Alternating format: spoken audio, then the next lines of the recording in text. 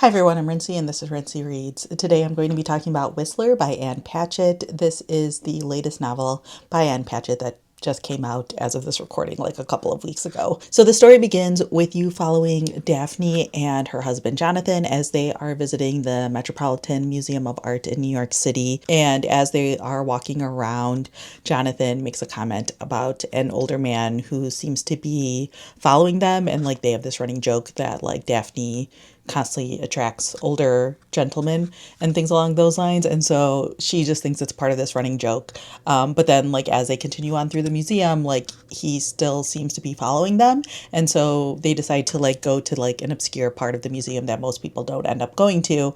And while they're there, he's still behind them. Jonathan ends up going and like talking to him first. And he comes back and tells him that this is actually Daphne's stepfather. Now, this man named Eddie was only Daphne's stepfather for about a year when Daphne was about 9 years old. And after a really major event happens that involves like Eddie and Daphne's mother end up getting divorced, and Daphne never like hears from him or sees him again or even really thinks about him again. Like her mother ends up getting married again, and like their lives just move forward, and now like 50 years later or something along those lines, like they have like crossed paths again and they decide to connect again. And what they both realize is what a major impact they had on each other's lives, and especially like the impact that Eddie had on Daphne's life, even though he was only around for a relatively short period of time. So overall, you are following Daphne and Eddie as they are rekindling this relationship,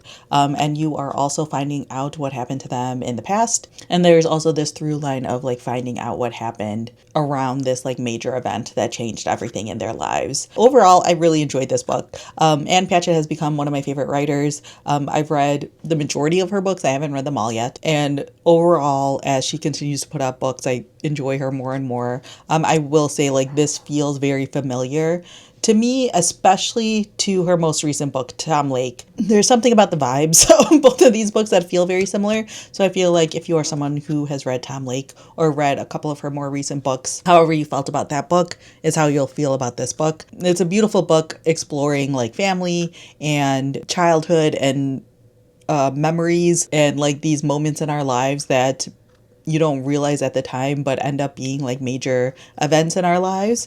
It's about like being a child and thinking you know the whole story, but then obviously you really don't, because there's a lot more going on that the adults in the room don't really tell you about, and kind of coming to that revelation and finding out what actually happened. I just think it's like very much like classic Ann Patchett. The characters in here are really fantastic. They feel fully fleshed out. They are extremely like lovable, I guess is the right word. Like even the ones who you may not necessarily agree with or be rooting for, things like that. I think in this book, Ann Patchett is exploring a lot of that idea of like goodness versus badness, and how everything is just a lot more complicated than you'd think it might be. So I feel like even the characters in here that like are originally painted with a brush of like unkindness, over the course of the book you start to understand their motivations a little bit more. And even though you might not necessarily agree with the choices that they made or anything along those lines, or even if you don't fully understand what's going on with them, you like kind of get it, or you get it enough where you're like, okay, I can kind of see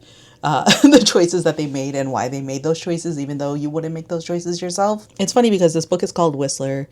There's a horse on the cover, and like one of the running jokes that I've seen Ann Patchett talk about while she like promotes the book and things like that is like saying like, this is not a horse book.